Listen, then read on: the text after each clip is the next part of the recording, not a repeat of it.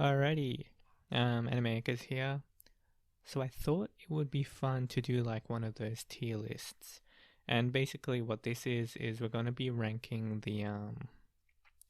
the Baccano novels by tiers. So I think this should be pretty fun. God, there's so many ads everywhere. They're getting annoying. Alright, let's just start off. Now obviously I've only read up to volume 17, so I'm not going to go any further than that. That wouldn't make any sense.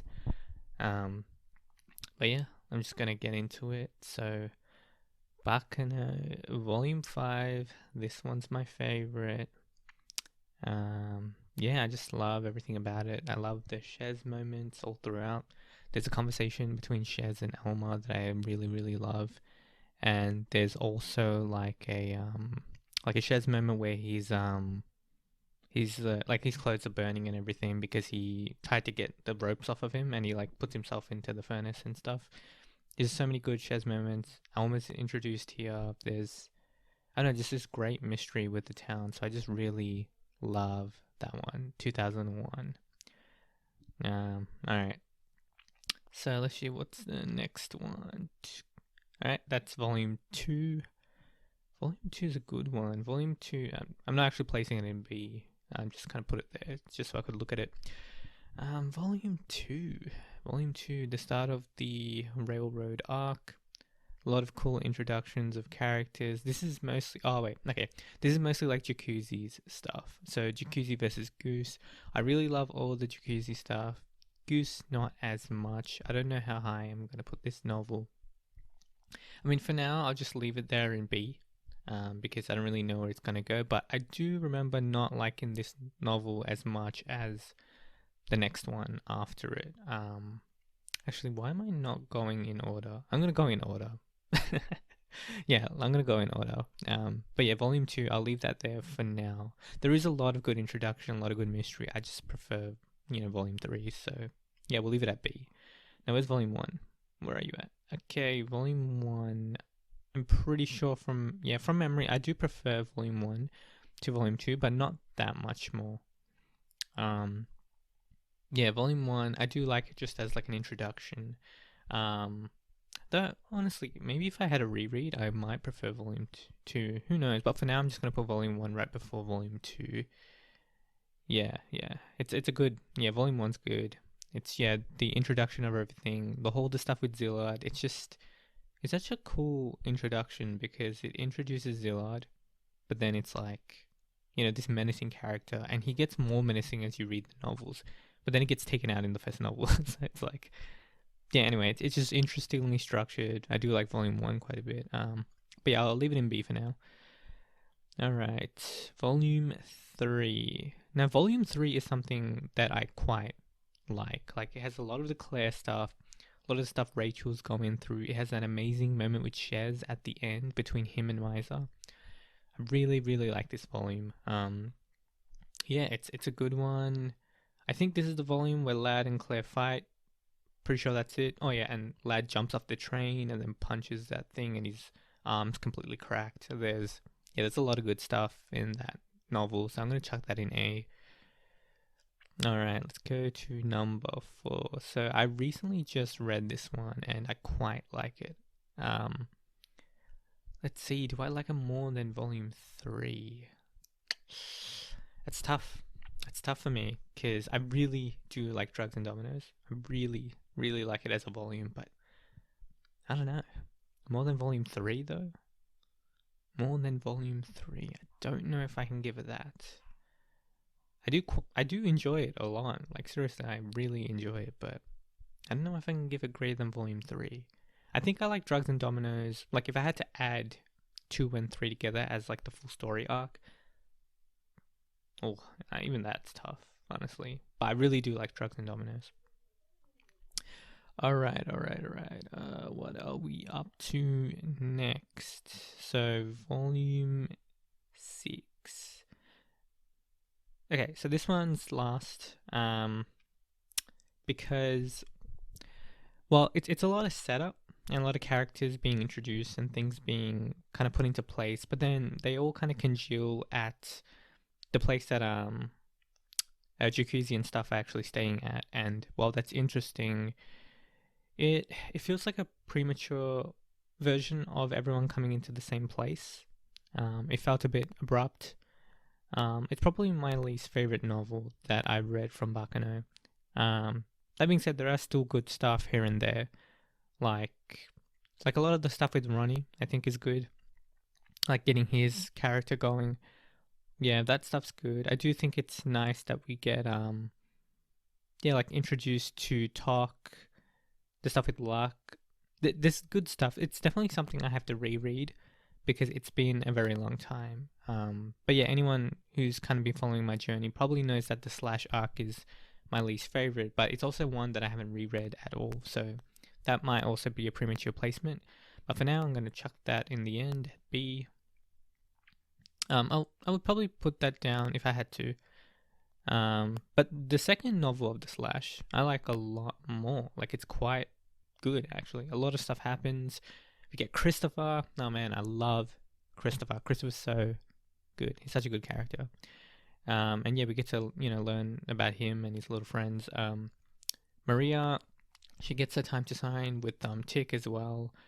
There's just a lot of good stuff in this novel. Like it's really thick, like the novel itself, and yeah, there's a lot of good content. We get to see Claire and Christopher fight. That stuff was good. All the mystery around like the Nebula Corporation and what they're doing, and Talk actually gets your character focus here as well. And Dallas is in it too.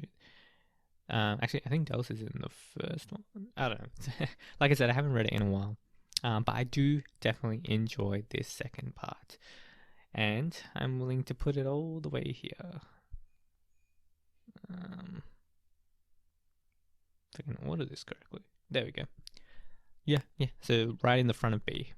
I don't like it more than Drugs and Dominoes or the second novel of the Railroad arc. Alright. Volume 8. Where is volume 8? Here we go. Now this volume I like a lot. Like, it has one of the best lad introduction chapters. Oh my god, that it's like 15 pages, but it's like it just like freaks a god out. It's so good. I just love it. I love that introduction chapter. I love all the twists, with the Felixes and all that stuff. Them being in prison, Lad and Firo and Isaac. It's just a fun, trio, and there's so much setup. And Huey, we get a really great conversation between Huey and Firo, and he's just trolling him essentially, and it's like our first real introduction to Huey's character and how he works, and all of that still is relevant into the future. It's really cool how Narita kind of recontextualizes that entire conversation to still make sense. Like one thing I remember is Huey says, "Oh yeah, I used to hate the world, but that was just me when I was young." And then when we get to flashback novels, we see that. So that novel, I really, really like that novel. I really do like 1934. I'm gonna put it right at the front of A. Honestly, like I really do enjoy it. It's a good one. It's a really good one. Yeah. Man, this is really making me realize I really gotta reread the Railroad arc. But yeah, because this is more recent for me, I'm gonna chuck that right in the front at A. Alright, where is this one? There you are, Volume 9. Volume 9, that was also a good one for me. I really enjoyed it. All the stuff with Rail. I really love the stuff with Rail in this one. Yeah, stuff with Rail, Christopher, and Ricardo. That stuff was all really, really good. It was really emotional. I really liked the dynamic between all of like the team that Christopher's in. I forgot their name. Like that Rail's part of as well. Like that whole team. I really, really enjoyed that whole section, and how basically Huey was never really good to them. But yeah, it's good stuff. Where would I actually put it though? That's the question. That's the purpose of what we're doing right now. Where would I put it? I'm chucking in A, but I don't know where.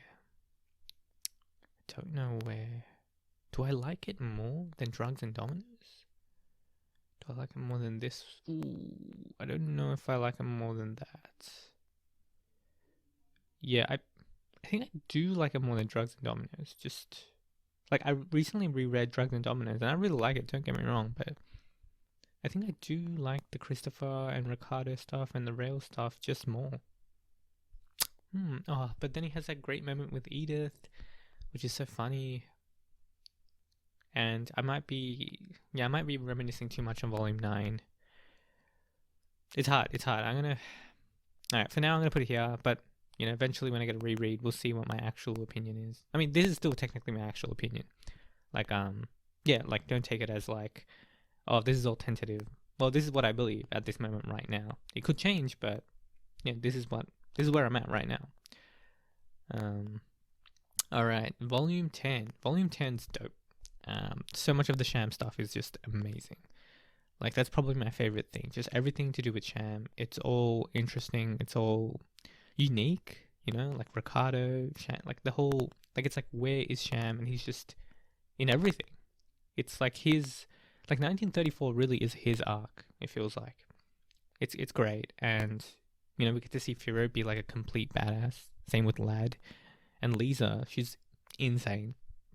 Absolutely crazy person. But things end good for her as well.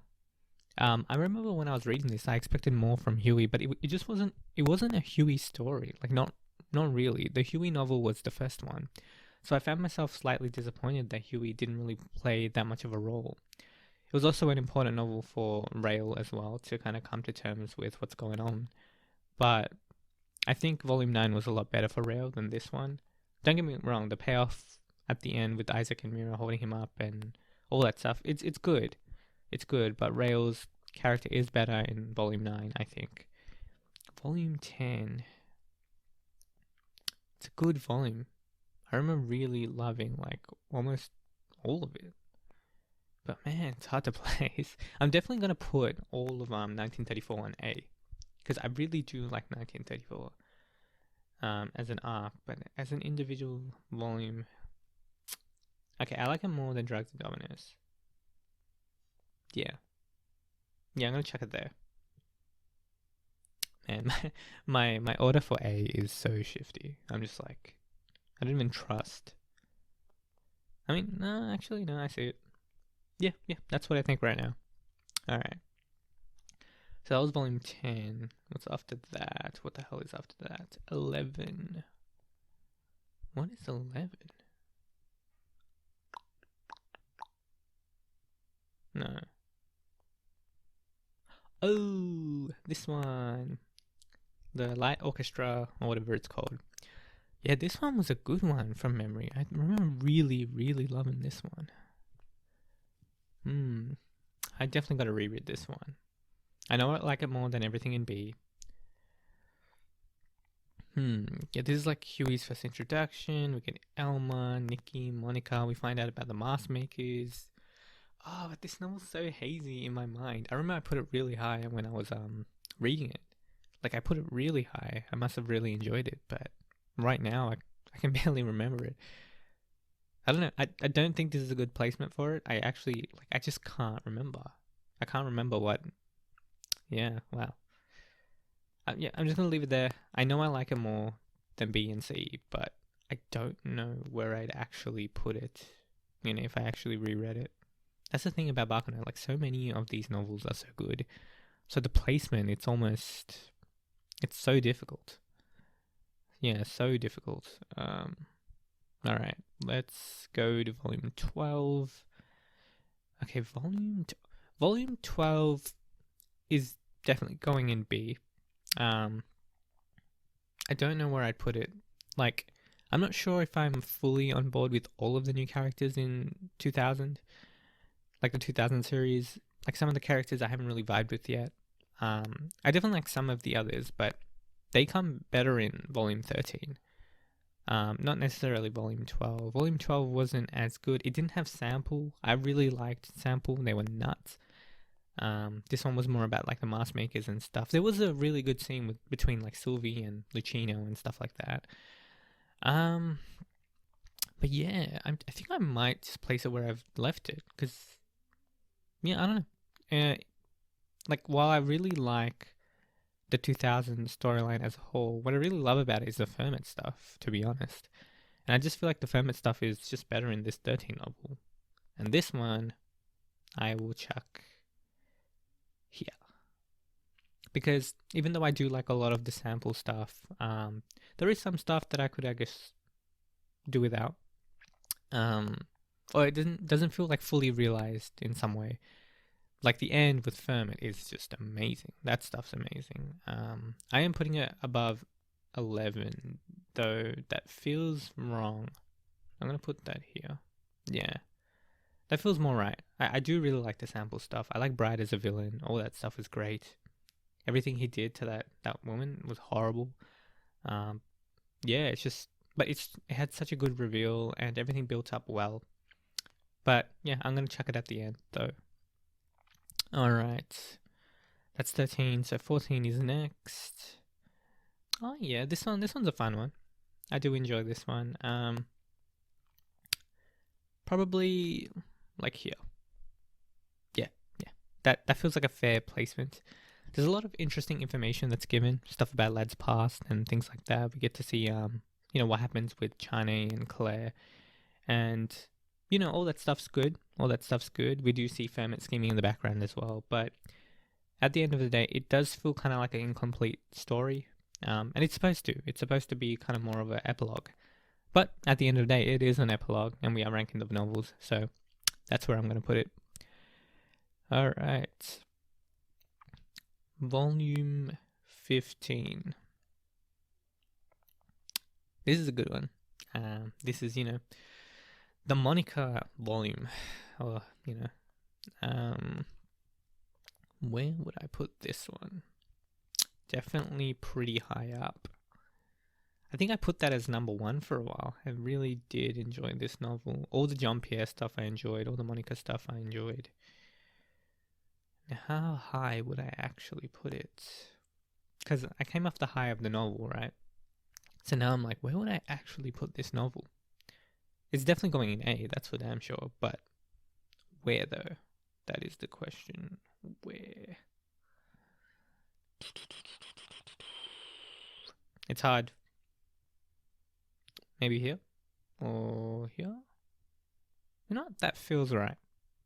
Well, I put Railroad, like the second Railroad novel, really high. I must have really fond memories of that one. Yeah, I do. Yeah, I really like that one. Cool. Actually, yeah, sorry. Yeah, that feels more genuine to me. At least for myself. Cool. This one. Oh, this was a fun one. This was a really fun one. I had, definitely good memories of this one. But I don't know how high I'd put it. Maybe, I think here. Yeah, I think I'd put it there. I mean, it's a fun adventure. I love that Alma's in it because I love Alma. Yeah, and the stuff. Oh wait, the whole mission was actually really good. Now that I think about it, yeah, it was really good. Actually, yeah, you're going there. The mystery was actually really, really good. Yeah. All right, and then last one, volume 17.